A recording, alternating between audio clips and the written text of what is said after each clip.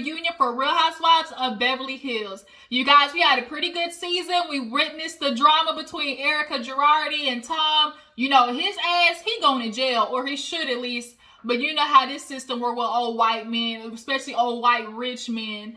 But Erika is definitely going to be collateral damage. As far as this season goes, we had a lot of drama between Sutton, Garcelle, Dorit, Lisa Rinna, and a little bit of Kyle. Kyle really was just on the side, you know, throwing rock, hiding the hand type stuff, which he has done a lot of times.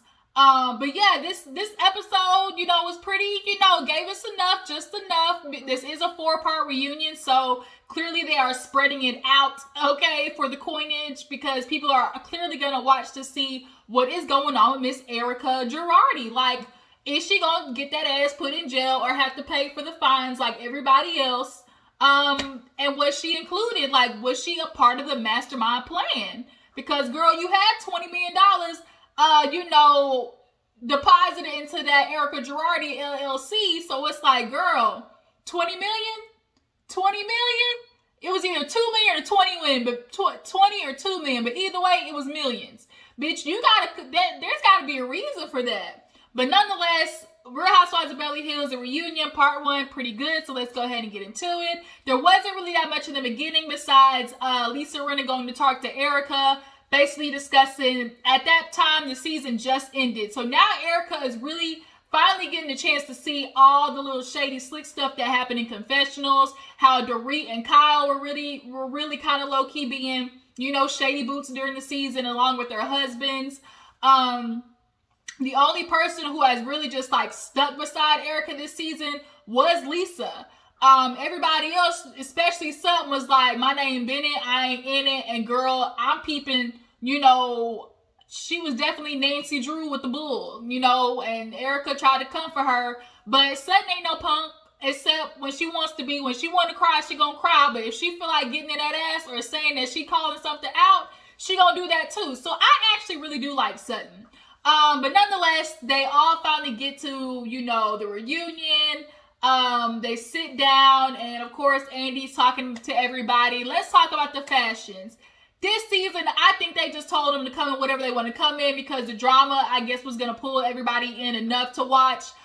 There clearly wasn't a theme. There was just, you know, y'all come as rich white women. Y'all know how that works. So, Crystal, she came in something I figured she would have come dressed in. Nice, cute little rich cocktail, you know, woman dress. It was a nice little Merlot color.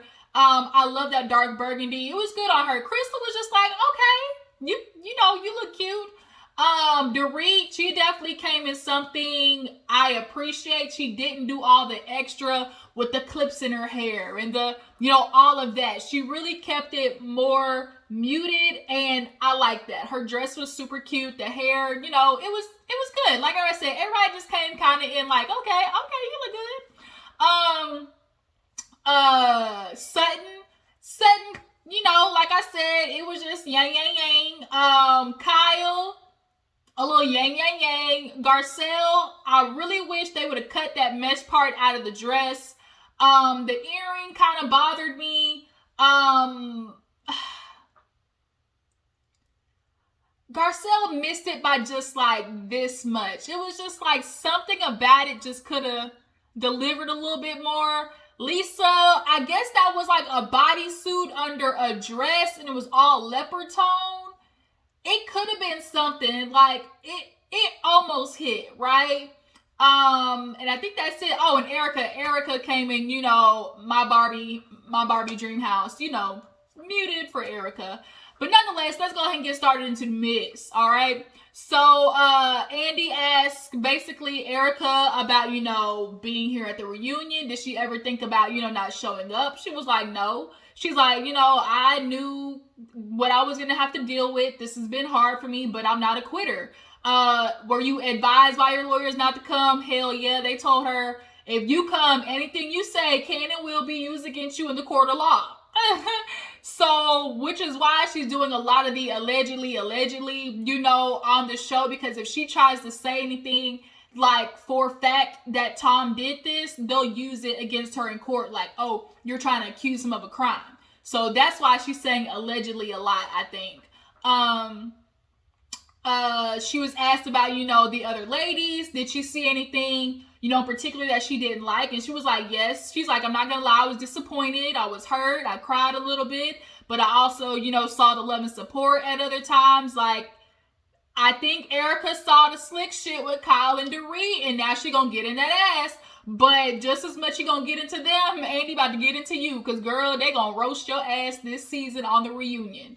But speaking of, so after they talked to Erika, there wasn't really too much, like, you know, Andy just basically catching up, small talk. So we get to the section with Sutton. You know, they go through the, you know, the film reel of Sutton basically being an emotional cuckoo mess. I enjoy Sutton, and I also really love Sutton and Garcelle's relationship.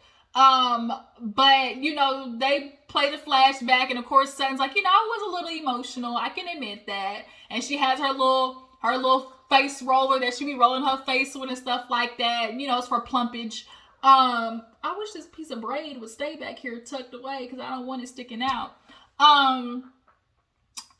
What else? Sutton. What else about Sutton?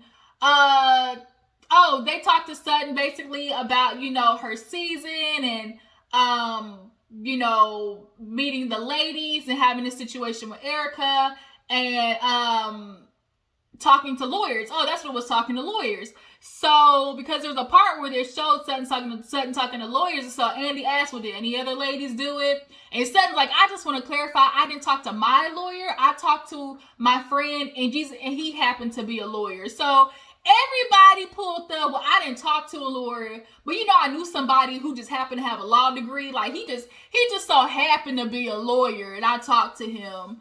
And they wanted to get advice. Erika, like, why are you mad? These ladies need to make sure they keep, you know, their home safe and protected. Like, in a case like this, and with how big it is, they're gonna pull in however many names, especially big names, to get that case solidified and to get it, you know, closed and make it and blow it up as big as possible, because the bigger the case, the bigger, like, you know, the charge, the offenses, like, the more chances they're going to have to close it, because they want that big fish, right? So people like Kyle, whose husband Maurice is literally a multi-million-dollar realtor, you know, real estate agency, like, they got to keep their coin in check. They got a lot of houses and a lot of daughters. Like, you can't really get mad at it and take it as, oh, my friends don't believe me. It's like, I believe you somewhat, but bitch, I got to cover my back. Because you barely, you know, paying your bills. You on Instagram selling ass to cover your mortgage. Like, let me not have to do that. But Kyle definitely, you know, said she got a little info. Sutton also talked about, you know, unfortunately getting broken up with on Valentine's. Like, what the fuck? Like, that nigga is messed up for doing that. She was like, yeah, you know, he took me away. It was a nice Valentine's trip. And then all he said was, I can't do this. Basically, he ran his course. You know, rich men in that area like that, they barely hold a relationship down for like a year. It'll be a year, but then when it starts, you know, getting time for the question to start getting popped, or, oh, are we really doing this for real, like, to get married? That's when they start trickling it away, and they do that Homer Simpson, just back up in the bushes, like, bitch, you don't see me. Like, that's basically what homie did. But I guarantee the next 2-3 months he gonna pop out with a young bitch. But Sutton says she's dating. Okay, Erika, you know, that Andy asked Erika what she want, and she basically said, I want a big dick. Like, Erika been with that old ass man, okay, dealing with old saggy balls, and we know she wasn't having sex with him. We know. Like, Erika, we know you weren't really doing it like that, because first of all, at his age, he not getting it up. Even with the Cialis and Viagra, he barely getting that thing up. He ain't hitting you from the bike because his knees and hip hurt. Yeah, she's like, I just want some really hot sex, and I love to be a fly on the wall, because Erika looked like she'd be doing, you know, the nasty.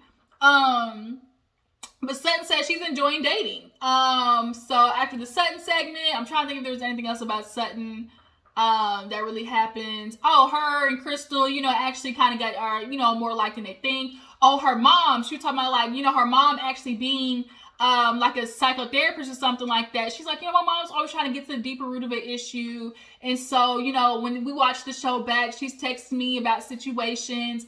And, Andy's like, was there anything that surprised you about your mom? And she's like, yeah, I'm not going to lie. The part about my dad, she didn't say anything. But when they do the playback, it's Sutton basically crying over her dad being dead. And the mama was like, I don't miss that man. It was like, I know he your daddy, but he was my husband, and my husband wasn't shit. So, yeah, he can stay in that grave right where he at. And it was kind of like, damn, like, to see somebody be that honest, like, to really be like, I'm glad that nigga did. Like, to see that, it's kind of refreshing, because there'll be a lot of women who go through shit with men, and he passed away, and they still want to be like, but he was a good man, Savannah. But, he had his good qualities. No, he had his good qualities. He might have did a little bit wrong, but he still was a good person. No. I hate this thing. Like, if somebody passed away, and it's like, oh, don't speak ill on the dead. But if the dead was foul, you can't rip somebody if they of their experiences of this person just because they died. If they were foul and fucked up, I get to say they were foul and effed up because of the things that they did. The person who was dead, he deserved to be dead, and that's that on that. Let him roll around in his grave and let the maggots and, worms eat him for dinner. Period. The mama said, I don't care. Like, I'm glad he did. But yeah, so that's Sutton's segment. So then they move on to the nitty gritty with Garcelle and Dorit. Okay. So they do the playback, talking to Garcelle about the season, her emotions, and, things like that, feeling like an outsider. They do the playback, and, they start asking Dorit, like, what her big issue was. And for Dorit, she was like, I really just kind of felt like Garcelle was coming after me. There was a lot of times that she, was saying stuff in her confessional, but not really saying it to my face. And Garcelle was like, we all do that. And I want to say what Garcelle suffers from is A, resting bitch face, B, holding her tongue in situations, and not really speaking how she feels. And so when she's holding her tongue, sometimes that can come across as you're being fake, because it's like, bitch, tell me how you really feel. You're just being quiet and treating me a certain way, and it's like, why are you treating me like this? And it kind of happened with Lisa. But as far as Dorit goes, Dorit, we gonna keep it funky. You definitely was having your flaws this season too. Like, you not gonna just put it all on Garcelle. You and Garcelle definitely were saying some slick shit. The problem is Garcelle just had better reads for that ass, period. And so Garcelle was like, Dorit, they were talking about her issues, about her being long-winded and stuff, and she's like, you have everything to say about me, but then you say in your confessional, and then with Sutton, if all the girls are saying this stuff and your team Sutton, then, why didn't you say anything? And she's like, well, you don't know that. And she goes, Garcelle, would you please just let me finish?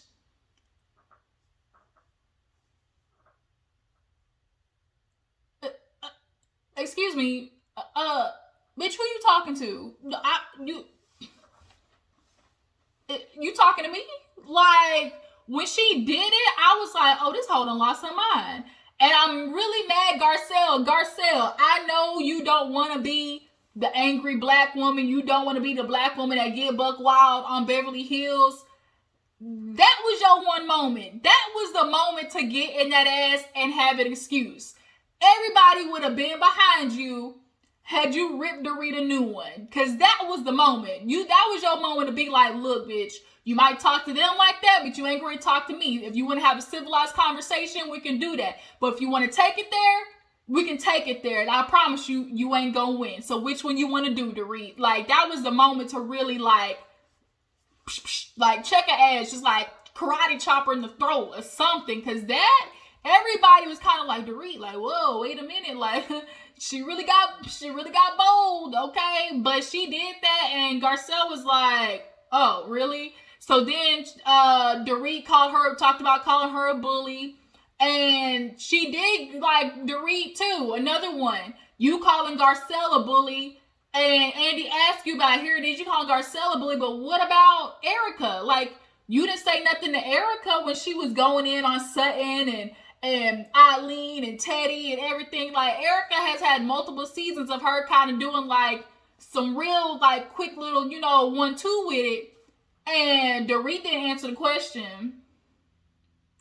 Oh no, she said, those are just isolated incidents. And like Garcelle, like, bitch, like, come on, like, no. It's the same thing. What I would call bullying is what Erika did to Sutton this season. That's more of a form of bullying. The way she threatened to sue her, and bitch, if you come after me, I dare you. That's more of a bullying situation than Garcelle having some few little things to say about you. That because they're passive aggressive. Bitch, you are passive aggressive too. What else was there? Let's see. Andy kind of gets them to make up. He's like, so are y'all good? She's like, I really don't have a problem with Dorit at all. And the way she said it, I was like, that don't really sound good. She's like, well, I really do like Dorit. I don't have an issue with her. Like, we're good. She apologized for calling, because Andy, Garcelle was like, you gonna apologize for calling me a bully. And then they talked about Garcelle having a moment where she, kind of got sentimental and talked about being an outsider, and Dorit called it fake. She basically called it fake, like, oh, you were using it as a moment to be relevant. Bitch, who need to be relevant? Like, let's keep it real. If Garcelle leave Beverly Hills, she gonna be good. You leave Beverly Hills, I don't know if that little fashion line you got, really gonna pop off the way you think it is, Dorit. Like, keep it cute over there. And Lisa kept chiming in, and so when Lisa was like saying Garcelle, Garcelle was like, tone it down, Lisa. Like, we'll get to your part. Like, chill out. Don't you tell me what to do. Lisa, listen, Linda. Listen, Lisa, who, hey, wait a minute. Look, bitch, your moment's coming. We're gonna have our time to tango. But let me handle this bitch first, okay? But she took it as, don't you talk to me that way. We all got something to say. Then Erika chimed in. We all can say something. Everybody was like, what the fuck? Like, Lisa really wanted to have a problem with Garcelle. She really, really did. So Andy closes the Dorit section and finally gets to Lisa and Garcelle.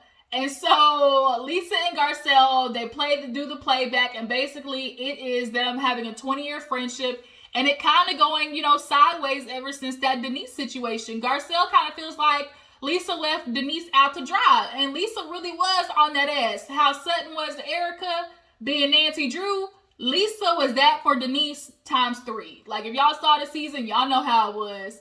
But Lisa basically is like, what is it, Garcelle? You don't like, what is it that you don't like about me? Like, what's the issue? She was like, Garcelle was like, I don't trust you. Like, during the season, Lisa did come to Garcelle and was like, what do you want me to do? She's like, I'm not gonna lie, I don't trust you after I saw how you treated, Denise. So Lisa this season had been trying. She threw a birthday for her, came over and gave her some nice Harry Hamlin sauce. Like, Lisa was doing a couple of things, but it just seemed like it was getting nowhere with Garcelle. So Andy asked, like, is it that you don't trust? She's like, she doesn't trust her intentions. Yeah, she did these things, but was it just for show? Garcelle didn't know that. So then Lisa's like, it just seems like you kept coming for me. Like, why are you angry with me? Why are you mad? Like, what's the real issue? And finally, Garcelle comes up with, well, somebody told me that, y'all were texting about how, how could I bring up race? Like, how could I bring a topic to a show like this? That's not what this show is about. And Lisa kind of had a real white woman. Really? No, I didn't say that. And Garcelle was like, that's what had me upset. But here's the thing, Garcelle. I got to call you out on this. If somebody says something to you about a person, and you're now taking it out on this person without telling them, hey, I have an issue with you, or, now the other person is over there like, why is this person coming at me sideways? Especially, like, if I didn't do anything. I definitely think Lisa, Kyle, and them had a conversation like that. A black woman coming to Beverly Hills, now they're going to feel like they want to have to walk on eggshells. Like, there definitely was a conversation surrounding the fact that race is going to come up during the show. But I gotta be objective and saying, okay, if I was on the other side of this, regardless, like just in a general situation, if somebody said that they heard something that I said and never confronted me about it, but all season is just coming at my neck, and I don't know like what the problem is. Like, I should have the opportunity for you to come to me. Like, you come to me and tell me, hey, somebody said this about you. I got a problem with you because of this, and give me an opportunity to say whether I said it or not. So that's the only thing. Like with Garcelle, I will say like that's not really fair. But do you guys think that Lisa or the other lady said it? I absolutely do think so. I think there definitely was like a fear that, oh my God, here comes a black woman coming to our show. Like, are we going to be the next, theming the next, trending topic on Black Twitter? But she's like, you're just coming after me all season, Garcelle. Why? Why are you doing it, Garcelle? And Garcelle, you were doing a lot of I don't knows, and like Garcelle, I'm gonna need you to come back with it a little quicker than that. And finally, Andy low-key just got to it like, is it the friendship? Is it the time? Is it that you don't trust her? Okay, you admit that you don't trust her. Now, Lisa, here's the thing. She absolutely can confront you about Denise because she's friends with both of you. All she did was tell you, hey, with Denise, like, have an opportunity to talk to her. She wasn't telling you, bitch, you better talk to her. She was just saying, like, hey, go talk to Denise. Like, you need to fix this.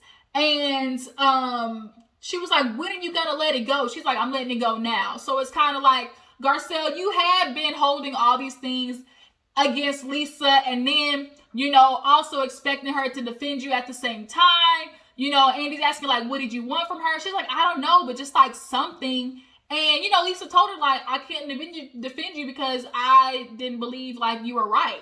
So it's kind of like, you can't, like, disagree with her on that. Like, you can't be mad somebody doesn't defend you if they don't feel it's true. But then they had this whole fake ass moment where, Lisa was like, are we gonna get over this? Like, are we good? Like, let me come hug you. And she gets up and walk. Even Erika was like, bitch, what are we doing? Like, really? Like, really? This is what we're doing? And Lisa gets over there and was like, Garcelle, are we gonna move on? Like, me and you, are we gonna be good? Like, can we let this go? And Garcelle's like, it's over. And I really think Garcelle was just saying that, but Lisa kind of had this whole fakery moment. I just didn't like it.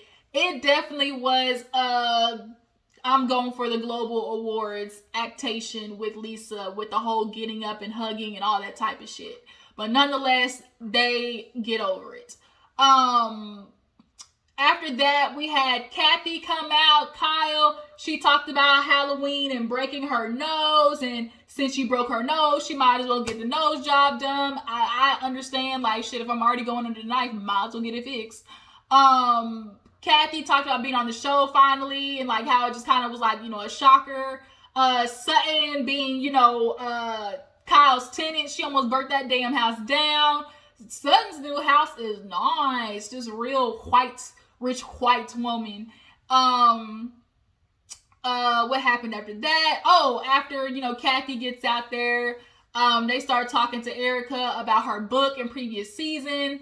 And basically how she kept defending Tom Girardi. Like, Andy's like, I kind of felt it weird that you were talking about Tom in your book and you didn't say anything. And she's like, look, I'm doing what Kyle would have done for Maurice, what Dorit would have done for PK. Like, as women, that's what we do. We defend our husbands. And that's kind of what it was. Like, even though, your husband was a piece of shit, you defend him to the public, which is sad.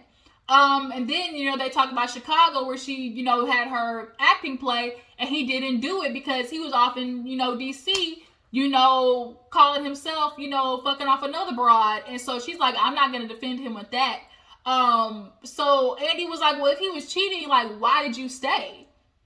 Erika, you got asked a lot, like, why? Like, you're making money, you're on the show. Obviously, this is your only source of income right now. But, like, if he cheating, she's like, I told him, like, if you love this woman, you better go. Divorce me. And Andy's like, well, what did he say? And she's like, nothing. And so then the last question was, well, if he wasn't faithful, were you loyal to him the whole time? And then that whole went off. So it's kind of like, ooh, what happened? But yeah, that was the first part of the reunion. It was just a little yang. But you guys tell me how you feel about it. Do you guys believe that Erika was a part of all of the, the thievery? Do you guys think that Lisa and Garcelle really are, over? How would you have replied to Dorit telling basically you to shut up? Let me finish talking. How would you have replied to her?